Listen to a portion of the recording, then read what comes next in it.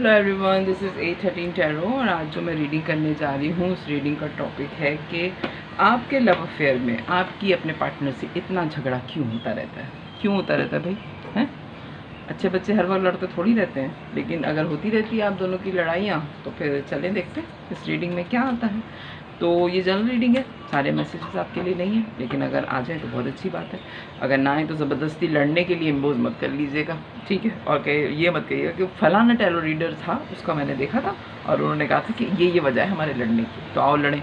पाँच लोगों को शौक बहुत होता है लड़ने का, और ये तो मुझे सबसे ज़्यादा जहर लगती है बात, जो लोग कहते हैं ना मोहब्बत में लड़ाई के बाद जो है वो मोहब्बत बढ़ जाती है। मैं कहती हूँ जहाँ मोहब्बत हो तो वहाँ लड़ाई की ज़रूरत ही कहाँ बचती है। अच्छा टाइम अगर आप लोग को मिल रहा है तो आप उसको यादगार बनाइए, उसको एंजॉय कीजिए, उसको ऐसा यादगार बनाइए कि रहती दुनिया तक जब तक आप जिंदा हैं उसको याद करके आपके चेहरे पे मुस्कुराहट आ जाए।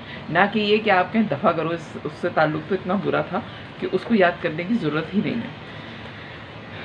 मेरा तो ये ख्याल है, अब लोगों का नहीं पता जो लड़ते मरते रहते हैं कि उनका क्या ख्याल है मोहब्बतों के बारे में, लेकिन अब ये भी बहुत मैसेजेस दे रहे हैं। चलें जी, ओके, प्लीज़ डिवाइन गाइड करें। पहले मैं आपकी नेचर निकालूंगी, फिर मैं आपके पार्टनर की नेचर निकालूंगी। नेचर क्या निकालूंगी खुद ही आ गए आप। चलें फिर देखते हैं कि लड़ाई की वजह क्या है। ओके, अपराइट ही लूँगी मैं, रिवर्स में नहीं लेती मैं। दो कार्ड्स और प्लीज़ डिवाइन, दो कार्ड्स और। क्या हो गया? अच्छा जी, आपकी आदतें, फिर आपके पार्टनर की आदतें निकालते हैं, उसके बाद फिर the hermit, 10 of cup, page of souls, the emperor, 3 of souls. Okay, आपके पार्टनर की आदत, कितने कार्ड?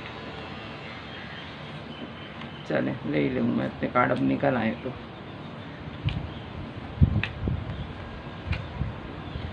आपके पार्टनर तो बड़े दुखी लग रहे हैं मुझे, क्यों भाई?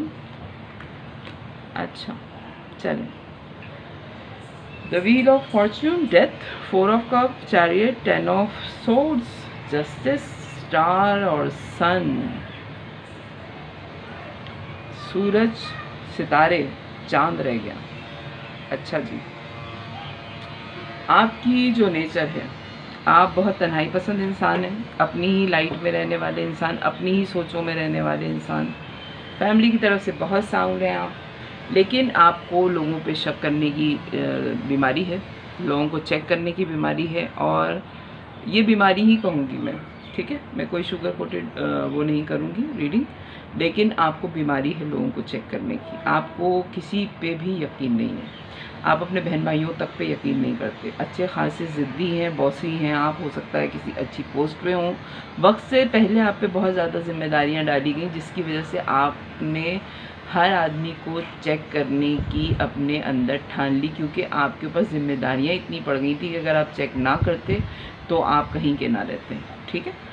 फादर फिगर हैं आप, अपने सिबलिंग्स में हो सकता है सबसे बड़े हों, या अगर आप बीच के भी बच्चे हैं, लेकिन आपके ऊपर जिम्मेदारियां बहुत ज़्यादा डाली गई, या फिर आप जिम्मेदार पर्सनैलिटी बचपन से ही थे। आपके घर में आपकी बहुत सुनी जाती है, माना जाता है। एक लीडर क्वालिटी जो होती, लीडर्स में जो क्वालिटी होती है वो आप में अंदर है, और आप जो हैं लोगों को सच बोलने से बिल्कुल नहीं घबराते। यानी कि आपको पता होता है कि ये बात जो है सामने वाले को बहुत बुरी तरीके से हर्ट करेगी, लेकिन आपको अगर किसी का धोखा पता चल जाए तो आप उसको छोड़ते नहीं हैं। आपकी ये जो एक आदत है कि आप चेक करते हैं लोगों को, तो चेक करने के बाद अगर आपको कोई आदमी ऐसा मिल जाए जो आपको पता हो कि ये धोखेबाज है, तो बस फिर उसकी खैर नहीं, फिर आप उसके साथ वो करते हैं कि रहे नाम अल्लाह का। आपकी ये वाली क्वालिटी, क्योंकि आप उसको, जो बेईमान है, आप उसको एक दफ़ा चेक कर चुके हैं, तो फिर आप उसको दोबारा पकड़ते हैं, फिर आप उसको तीसरी दफ़ा पकड़ते हैं, आप उसको मुसलसल पकड़ते रहते हैं, और सिर्फ पकड़ते नहीं रहते, आप उसको बताते रहते हैं। अच्छा ये होता है कि जॉब पे तो ऐसे आदमी को आप निकाल सकते हैं, लेकिन फैमिली में, अपने सिबलिंग्स में, अपने ख़ानदान में, रिश्तेदारों में आप ऐसी पर्सनालिटी को कैसे निकालेंगे? नहीं निकाल सकते। लेकिन आपको जब भी उनकी बेईमानी पता चलती है आप उनको बताते हैं। ये आपकी आदत बन गई है, जो कि एक तरह से मैं कहूँ सही है, लेकिन एक तरह से सही नहीं भी है। हैं आप फैमिली पर्सन, आपको हो सकता है मनी वाइज आप बड़े स्ट्रांग हों और बहुत छोटी उम्र में आप पे बहुत ज़्यादा जिम्मेदारी पड़ी है या तो बिज़नेस की, और आपने उसको कवर कर लिया, आपने उसको संभाल लिया, ठीक है। और अगर आप इतने होशियार ना होते और इतनी आपने गहरी नज़र ना रखी होती तो हो सकता है कि आपके हाथ से सब कुछ चला जाता, ठीक है। हो सकता है कि ये वाली बात हुई हो, ठीक है।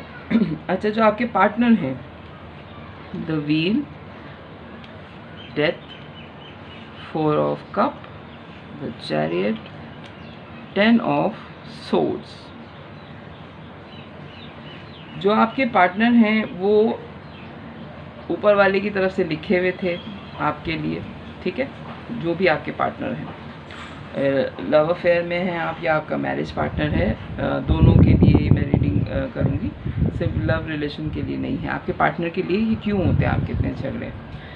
डेथ का कार्ड आया है, वो ऊपर वाले की तरफ से लिखा हुआ था, और आप लोगों आपकी इस आदत की वजह से कि आपका जो चेक करने की आपको बीमारी है ना, आप चेक करते रहते हैं, तो जो आपने चेक किया है तो आपने अपने पार्टनर को भी चेक किया है, इतनी बुरी तरीके से चेक किया है कि उनको लगता है कि मोहब्बत पे तो आपको यकीन बिल्कुल भी नहीं है, और वो आपको बार बार मोहब्बत की ऑफ़र करते हैं, लेकिन मोहब्बत का तो आपसे दूर दूर तक का कोई ताल्लुक़ नहीं है। आप फ़ौरन वहाँ से भाग जाते हैं, या आप कहते हैं कि बस ज़िंदगी जो है गुज़र रही है तो इसको गुजारो।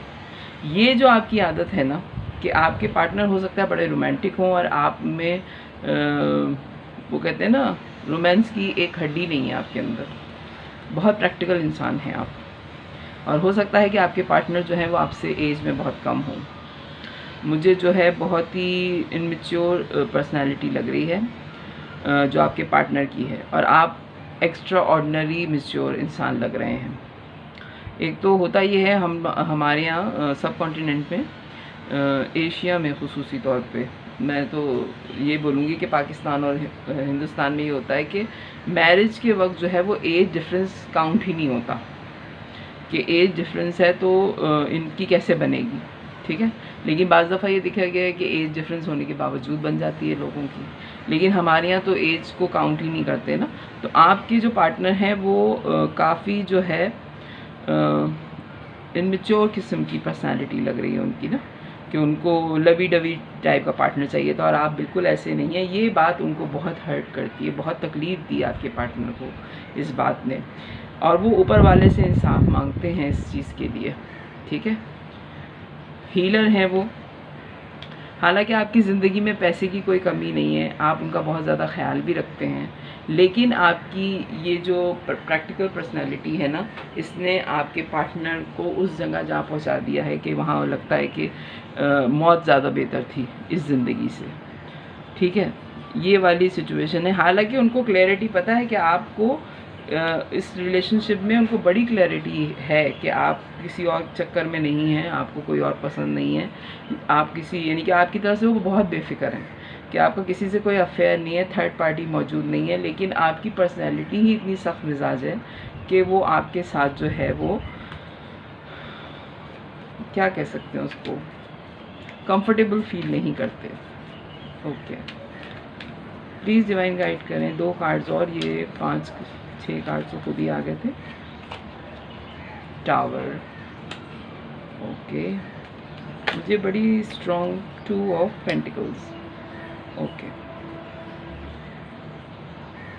मुझे बड़ी स्ट्रॉन्ग ये मैसेज आया है। हो सकता है कि आपका ब्रेकअप हो चुका है इस पर्सनालिटी से जिससे आपकी फर्स्ट मैरिज हुई है, ओके, कि आपके इतने झगड़े क्यों हुए, और हो सकता है कि आपका ब्रेकअप हो गया हो, आपका सेपरेशन हो गया हो, आपने और आपके पार्टनर दोनों ने, यानी कि आप दोनों एक दूसरे के साथ बड़े सिंसियर थे, लेकिन जगल किया आप लोगों ने, और फिर आप लोगों को आखिर में पता चला कि हमारी स्टेबिलिटी साथ नहीं है, हम दोनों एक दूसरे के साथ खुश नहीं हैं, तो बेहतर ये है कि हम इस रिलेशन को ज़्यादा चलाएं, हम इस रिलेशन को ख़त्म कर दें, ये ज़्यादा बेहतर है। हालांकि कोई और इशू नहीं था, आप दोनों एक दूसरे का ख्याल बहुत रखते थे, एक दूसरे के सारी चीज़ों के मामले में आज़ादी भी बहुत दी हुई थी, लेकिन आप एक दूसरे के साथ रहना नहीं चाहते थे, ठीक है। ये भी एक वजह है इस रिलेशन के ख़त्म होने की, या आजकल आप ये सोच रहे हैं, अब मुझे ये नहीं पता कि ये हो चुका है या ये होने वाला है, ठीक है। हालांकि सन की एनर्जी आई है, आप दोनों ने बड़ी कोशिश की है, बहुत ज़्यादा कोशिश की है कि स्टेबिलिटी आ जाए और एक पैशन आ जाए इस ज़िंदगी के अंदर, आप दोनों के अंदर एक करेज आ जाए कि आप इस रिलेशन को निभा लें। क्वीन ऑफ वॉन्ड्स आया है और क्वीन ऑफ पेंटिकल्स। आपकी जो एनर्जी आ रही है वो ये है कि बहुत ग्राउंडेड, बहुत डाउन टू अर्थ और मनी वाइज बड़े स्ट्रॉन्ग, फोकस्ड अपने कैरियर पे। और आपका जो पार्टनर है वो एक अलग ही किस्म की पर्सनालिटी है, यानी कि आप दोनों एक दूसरे से बिल्कुल डिफरेंट पर्सनालिटीज़ की शादी है या लव रिलेशन है, जिसकी वजह से आप दोनों के दरमियान में दूरी आ गई।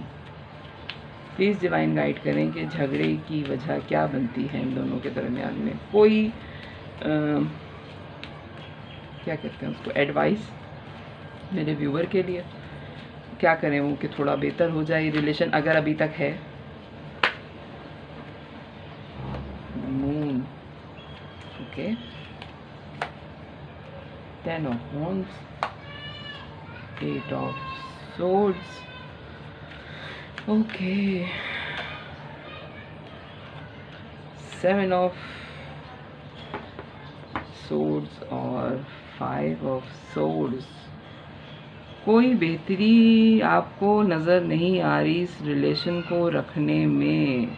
मेरी पहली रीडिंग है ये, झगड़ों की वजह क्या, और इतने आप अगर टैरो रीडिंग देखते हैं तो आप ये सारे कार्ड्स भी देखते होंगे।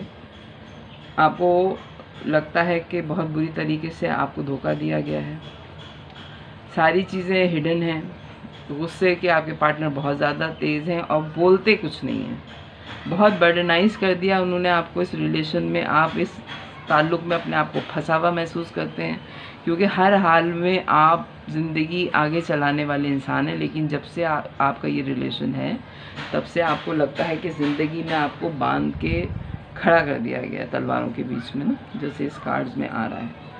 और आपको बार बार ये लगता है कि आपके साथ बहुत बड़ा धोखा हुआ है और ये धोखा जो है वो बहुत तकलीफ़ देता है। प्लीज़ डिवाइन एक कार्ड सिर्फ दें कि आखिर में क्या है। 6 ऑफ कप। हो सकता है कि ये आपके कोई कर्म हो जिनकी वजह से ये आपको मिले हैं इंसान, या आपके फैमिली के कोई ऐसे पीछे काम हो जिनकी वजह से कर्मा है ये आपकी ज़िंदगी में, ये पार्टनर जो है आपका। पास्ट लाइफ का कोई कर्मा भी हो सकता है जिसकी वजह से इस लाइफ में आपको जो है परेशानी है, या आपके बड़ों ने कुछ ऐसा किया है जिसकी वजह से आपके सामने ये सारी परेशानियां आई हैं। बहुत स्ट्रॉन्ग मैसेज है। हालांकि 6 ऑफ कप का कार्ड होता है कि पास्ट लाइफ रिलेशन का तो होता है, लेकिन बहुत अच्छी दोस्ती का भी होता है। लेकिन आप एक दफ़ा ऑफ़र दे के देख लें कि हो सकता है शायद ये बेहतर हो जाए। आप एक नई ऑफ़र देना भी चाहते हैं और शुरू भी करना चाहते हैं, और शायद आपकी समझ में भी आ गया है कि ये आपके जो है पास्ट लाइफ का है, या आपके बड़ों की वजह से ये सारी प्रॉब्लम्स आ रही हैं, तो ये क्लियर हो जाएंगी और आप एक नई ऑफ़र के साथ अपनी ज़िंदगी दोबारा इसी पार्टनर के साथ शुरू करना चाहते हैं। और हो सकता है कि शायद अब जो आपके दरमियान दूरी आई है तो आप इस रिलेशन पे काम करना चाहते हैं, आप उनके जैसे बनने की कोशिश करना चाहते हैं, और आपको करनी भी चाहिए अगर आपको ये रिलेशन चाहिए है। क्योंकि मुझे इस रिलेशंस में आपके पार्टनर की कोई गलती नहीं लग रही, आपकी ही लग रही है। क्योंकि सारी चीज़ों में जो है अगर आप ना भी बोलें कि आपको मोहब्बत चलता है, लेकिन शादी में और लव रिलेशन में आपको बोलना ही पड़ता है अपने लव पार्टनर से। जो लव पार्टनर है आपका, आपको हर हाल में उसको आई लव यू बोलना ही पड़ेगा। अगर आप नहीं बोलेंगे तो वो रिलेशन ही मोहब्बत का है, तो अगर आप उसमें मोहब्बत नहीं बोल रहे तो फिर किस तरीके से चलेगा वो। या आप उनका ख्याल रखें, ज़रूरी नहीं है कि आप उनसे आई लव यू रोज़ बोलें, लेकिन आप उनका ख्याल भी नहीं रख रहे तो फिर कैसे चलेगा वो रिलेशन।